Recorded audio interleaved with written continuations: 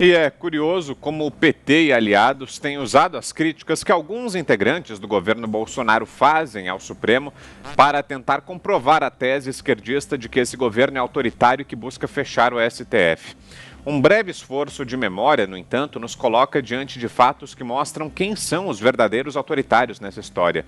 Recordo aqui, inicialmente, o dia 6 de abril de 2018, quando membros do MST e do Levante Popular da Juventude lançaram balões de tinta vermelha no prédio em Belo Horizonte, onde a ministra Carmen Lúcia tem um apartamento. Quem nos assiste por imagens acompanha aí. Quem nos assiste vê aí a imagem de como ficou o imóvel. A ministra havia votado contra o habeas corpus de Lula, que acabou sendo preso no dia seguinte. Orgulhosas dos seus atos, as duas organizações chegaram a compartilhar as imagens do resultado do vandalismo no Facebook. E não para por aí. Figura sempre presente nas críticas ao STF, em 2019, numa live com esquerdistas, José Dirceu chamou Luiz Fux, futuro presidente da corte, de charlatão. Temos aí? E tem o caso do Fux, que é um caso aberrante, porque ele procurou todos os condenados, ou depois condenados da Lava Jato, todos os réus da Ação Penal 470, chamada de mensalão, para ele me assediou. Você quer assediar uma pessoa até me encontrar? Para dizer, primeiro, que ele conhecia realmente o processo, as vírgulas do processo, para bater no peito, dizer que matava no peito, que nós éramos inocentes, que nos absolver. Esse é um charlatão, não é? Outro petista, Vadir Damus, defendeu o fechamento do STF. Vamos recordar. É com base nesse tipo de sentimento, de entendimento, que ele ajudou a colocar o presidente Lula atrás das grades. Nós temos que redesenhar o Poder Judiciário e o papel do Supremo Tribunal Federal. Tem que fechar o Supremo Tribunal Federal. Aliado do petismo, o ex-senador Roberto Requião também ameaçou o STF. Solta aí.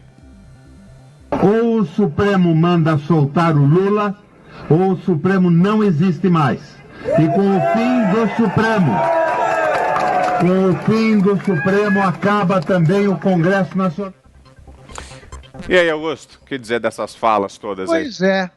Pois é, eles não mudaram de ideia, né? Nenhum desses que apareceram agora, nenhum se penitenciou, disse que estava arrependido, não era bem assim, ou, para usar a expressão de que eles tanto gostam, foi força de expressão. Então, pois bem, e agora? O que tem a dizer sobre essa turma, o Celso de Mello? Por que não se manifestou no momento que eles disseram isso?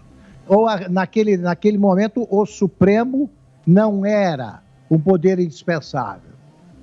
Isso não é ameaça? A ameaça é feita por quem? Quer dizer, ele agora vê perigos imaginários e não viu esses? Também não viu o Vadir Damus em outro vídeo, dizendo que no momento esse pessoal do PT tem que estar aliado, tem como aliado o Gilmar Mendes. Pode ser que no futuro não sei, mas naquele momento estão trabalhando juntos. Como é que pode trabalhar junto um deputado comunista, abertamente comunista, como o Vadir Damus? Como é que pode ele trabalhar com um ministro do Supremo e tratar como aliado? Por acaso o ministro do Supremo pode ter atividades políticas, como tem o Gilmar Mendes? Isso não é ameaça ao Supremo? Então é o seguinte, os três poderes devem ser harmônicos, né? Trabalhar em harmonia e são independentes. O Supremo não é maior que nenhum. O Supremo, se todos os poderes são iguais, o Supremo não é mais igual que os outros. Criticar um ministro, a decisão de um ministro, não é desrespeitar a instituição. Desrespeito à instituição é o que se disse nesses vídeos. A instituição e a Constituição. Então eles se acham o quê? Porque como os ministros do Supremo só podem ser julgados pelos ministros do Supremo, todos se julgam condenados a perpétua impunidade. Não podemos criticar, mas vamos criticar e muito. E muito. Eles são servidores públicos, muito bem pagos, por sinal, que devem cumprir o seu dever. Não são mais iguais que ninguém e não são melhores que quaisquer outros. O presidente da corte era um advogado medíocre, a serviço do PT sempre. Agora vamos tratá-lo como presidente de uma instituição que não pode ser ofendida porque isso ameaça o Estado democrático de direito. Eles estão pensando que estão lidando com moleques, estão tratando o povo brasileiro como um bando de idiotas. Nós, democratas mesmo, sabemos que o Supremo deve ficar no seu lugar. Deveria, aliás, estar dirimindo dúvidas relacionadas com a Constituição e não deliberando sobre tudo e frequentemente com decisões monocráticas. Então, esses 11 titulares do time da toga, que não serão titulares um dia, o Celso de Mello já estará esquecido na sua cidade, lembrado por quem cruzar com ele na rua, não tenha dúvida. Esse pessoal é tudo transitório, né? Essa passagem pelo Supremo é transitória. Então eles são iguais a qualquer outro cidadão brasileiro. Não adianta eles se tratarem como Vossa Excelência, Excelência, Eminente, não sei o quê. Isso é só aumento ridículo. Eles não vão, também eles dizem que o Brasil não aceita uma ditadura, não aceita mesmo. E não vai aceitar a ditadura do judiciário. E não vai aceitar que o Supremo governe o país. Diga, Fiuza. Vamos lembrar, Vitor, onde estávamos antes da pandemia, né? Antes da pandemia, nós estávamos cumprindo uma agenda virtuosa de reconstrução na área econômica, na área de justiça, incluindo a correção daquele arrobo do STF, que foi rasgar uma decisão sua própria, de 2 anos antes, que permitia a prisão após condenação em segunda instância.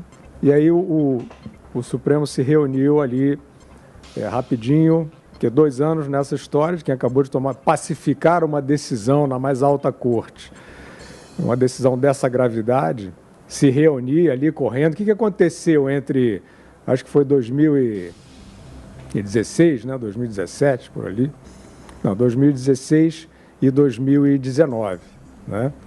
Foi a prisão do Lula, foi a única novidade, né, que fez com que o STF voltasse a se reunir e mudasse e rasgasse a sua decisão com argumentos fajutos, né? Na verdade, o Gilmar Mendes mudou seu voto e foi fundamental para soltar o Lula, né, para soltar o maior ladrão do país. Então, era nesse ponto da história que o Brasil estava antes dessa pandemia que virou o mundo todo de cabeça para baixo. E o Brasil estava caminhando no poder legislativo para modificar, para desfazer essa armadilha do STF, ou seja, para voltar a permitir a prisão após condenação em segunda instância, devolvendo o Lula para o xadrez, enfim, devolvendo as coisas para os seus lugares. Então, era nesse ponto que o país estava quando a pandemia virou tudo de cabeça para baixo. E o que eles estão fazendo hoje, o canto do cisne aí, é tentar ver, né, enquanto as coisas não se reorganizam, se eles podem surfar um pouco mais nessas bravatas que eles têm tentado, né, desde lá de trás. Desde bem lá atrás, né? A gente citou aqui a questão do ataque lá ao prédio da Carmen Lúcia, por MST, não sei o quê. Naquele momento, o país teve... Aquilo sim foi um ato antidemocrático, que, como disse o Augusto, eles não criticam, né? Mas naquele momento, o Brasil teve, um dia antes, uma das maiores manifestações de rua da sua história, pacíficas, para que o Supremo Tribunal Federal não se atrevesse a dar um habeas corpus absurdo para o maior ladrão do país. Esse tipo de voz, esse tipo de poder, que é o povo na rua, eles entendem e eles temem.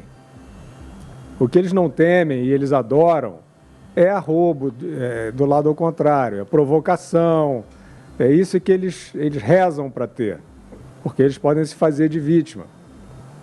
Então, nós interrompemos a história por causa da pandemia, no momento de depuração, e eles sabem que a força está a principal força está com o Poder Executivo, como sempre é. O Poder Executivo sempre lidera as grandes transformações no país.